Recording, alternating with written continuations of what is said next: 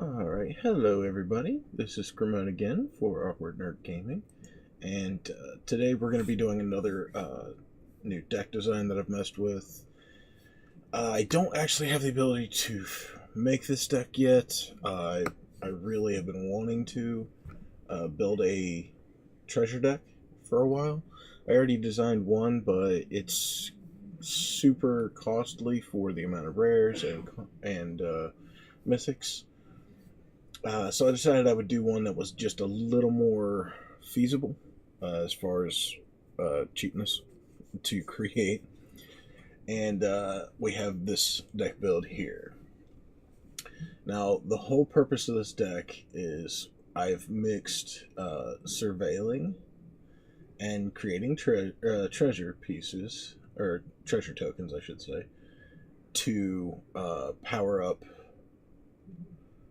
the speed of the deck, and at the same time the Deadeye Plunderers. Now I'm only running 2 of those because that's not the main draw of the deck. The main purpose of the deck is actually Revel and Riches, and that is a 5-cost black enchantment. Whenever a creature an opponent controls dies, create a colorless treasure artifact token, and at the beginning of your upkeep, if you control 10 or more treasures, you win the game. Now this deck has a lot of ways to get them, so we're going to start from the beginning and go down, okay? The first card in the deck is Opt, and this is a 1-cost blue instant. You scry 1, and then you draw a card. And if you don't know what scry is you look at the top card of your library and choose whether or not to leave it on top or put it on the bottom of your library. So, fun, really good card, used a lot in blue decks, so I decided I would use that as a good 1-drop. Next we have Mission Briefing, and this is a 2 blue instant. You surveil 2, and that's where you look at the top 2 cards of your library, then put any number of them into your graveyard and the rest on top of your library in any order. Okay? And then you choose an instant or sorcery card in your graveyard, and you may cast that card this turn. If that card would be put in your graveyard this turn, you exile it instead. This is to continually speed along the deck, allowing you to use ops, a bunch of stuff over. Next we have Nightveil Sprite, and this is a 2-cost 1/2 fairy rogue with flying, and whenever it attacks, you surveil 1. Just another ability to manipulate your deck. Up next we have Radical Idea, which is a 2-cost instant where you draw a card and it has Jumpstart. So you may cast it from your graveyard by discarding discarding a card in addition to paying its casting cost. And then of course you exile it. Up next we have Cast Down, one of the best removal spells in the game right now. And it's 2-cost instant, destroy target non-legendary creature. Up next we have Reassembling Skeleton, and this is a 2-cost 1/1 skeleton warrior, and you can pay 1 black, 1 colorless to return it from your graveyard to the battlefield tapped. This is a nice little way you can surveil this into the graveyard. If you want, you can do a number of things with it and keep getting creatures back. But there's another purpose for this, and I'll show you here in just a little bit. Up next, we have Depths of Desire, and this is a 3-cost instant where you return target creature to its owner's hand, and then create a treasure artifact token. Just control or board control and creating tokens or treasure tokens. Next, we have Sailor Amines. It's a 3-cost 1/4 human pirate. When it enters the battlefield, you create a treasure token. So, just purposely trying to generate a lot of tokens here, and plus they help speed the deck along. So, as far as mana boosting, so always a good thing.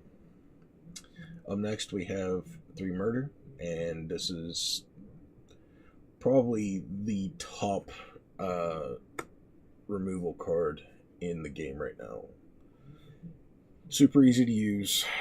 There's it's not like Cast Down where it's non-legendary. You just destroy the creature. which is, like I said, probably the most used removal card right now. And up next we have Ruthless Knave. And this is a 3-cost 3/2 Orc Pirate.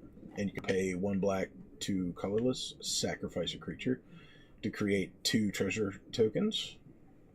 And you can sack 3 treasure tokens to draw a card. This is where I was talking about the Reassembling Skeleton. You mix the Reassembling Skeleton with Ruthless Knave, and unfortunately it is 5 per time you would do this combo. You pay the 3, sack off your skeleton. You generate 2 tokens.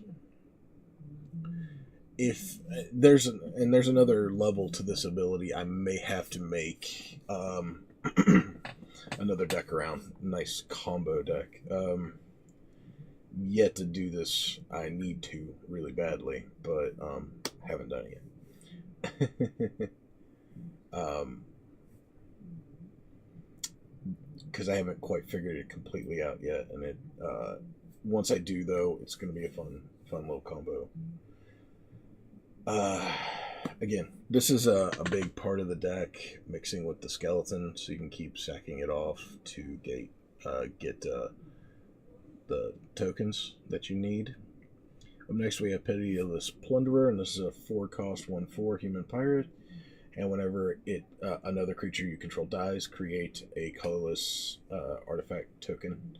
Now this, when you mix it with the Ruthless Knave and the Reassembling Skeleton, they can you'll gain, essentially, if you have all 3 in play and you sack off the skeleton, you'll get 3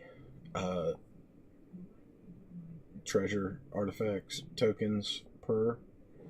And if you have more than 1 Pitiless Plunderer, of course, you'll have even more. That way you can actually feed it again if you have a second Reassembling Skeleton. I'm trying to work on the way to make this sorry, excuse me, more in-depth, more of a continual combo. Not necessarily infinite, but really like a great chain combo. I'm working on it. I haven't got there yet, but once I do, I'll be sure to make a video about it. Up next, we have the Revel and Riches. This is the 5-cost enchantment that is the game winner for the most part. And then next is the Deadeye Plunderers, and this is a 5-cost 3/3. This is 1 black, 1 blue, 3 colorless, and it gets +1/+1 for each artifact you control. And you can pay 1 black, 1 blue, 2 colorless to create a treasure token. So, in a lot of ways, this deck pays dividends. You can continually keep making tokens, which will, or the treasure tokens, which will keep giving you more and more mana. And that's kind of the whole premise of it. This is obviously not a completed design yet. As far as doing the large combo with it. This by itself, though, should run fairly decent. The mana curve's really low, so you don't run into a lot of shortage issues there. And then we have 7 Islands, 7 Swamp, 4 Drowned Catacombs, and 4 Watery Graves. And this was honestly, this is only my second attempt at trying to build a treasure deck. I want to do excuse me, another a go at this probably, to figure out the little intricacies that I'm not seeing yet. And what I really want to do is work with this Ruthless Knave Reassembling Skeleton combo. I'm going to be working on that one shortly, and I will make a video of that. I'm just going to see if I can figure that out. And that's it for the main deck, guys. Let's go to the sideboard. Now on the sideboard, Dire Fleet Hoarder. When it dies, create a treasure token. This is another one you can mix with the Ruthless Knave to generate 3. Again, it's not necessarily the part of the main combo. That's why it's not in there. Now, if I go with a solid black variant, that may be different. I may change that up. We'll see how that goes. Up next, we have Discovery and Dispersal. This one is primarily for Discovery, so you can surveil 2 and then draw a card. But you can use Dispersal, where each opponent returns an online permanent they control with the highest converted mana cost among permanents they control to its owner's hand, then discards a card. Can be good. Not necessarily the main focus of that card being in here. Up next, we have Release the Wind. And this is more for if you're running into issues with you need more board control. This is a 3-cost blue instant. You exile target non-land permanent. For as long as that card remains exiled, its owner may cast it without paying its mana cost. This is actually something I'm wanting to work with another deck for. This can, however, really... main thing this will do is it'll save you from, say, a pumped-up Johnny's Primate or something, or Pridemate or something like that. It's like a 1-turn reprieve. They can recast it, of course, but it's a tempo controller. Next, we have the Skilled Animator, and this is a 3-cost 1/3 human artificer. When it enters the battlefield, target artifact you control becomes an artifact creature with base power and toughness of 5/5 for as long as Skilled Animator remains on the battlefield. This, for all the treasure tokens, could be really good. If you're realizing that you need more power in the deck, you can definitely swap this in. Up next, we have 2 Connive and Concoct. This is a 4-cost sorcery or a 5-cost sorcery. And the first, for Connive, it's gain control of target creature with power 2 or less, which is nice. And then Concoct is 5-cost, 1 black, 1 blue, 3 generic, or 3 colorless. And you surveil 3, then return a creature card from your graveyard to the battlefield. It's just recurrence if you need it, or stealing if you need it.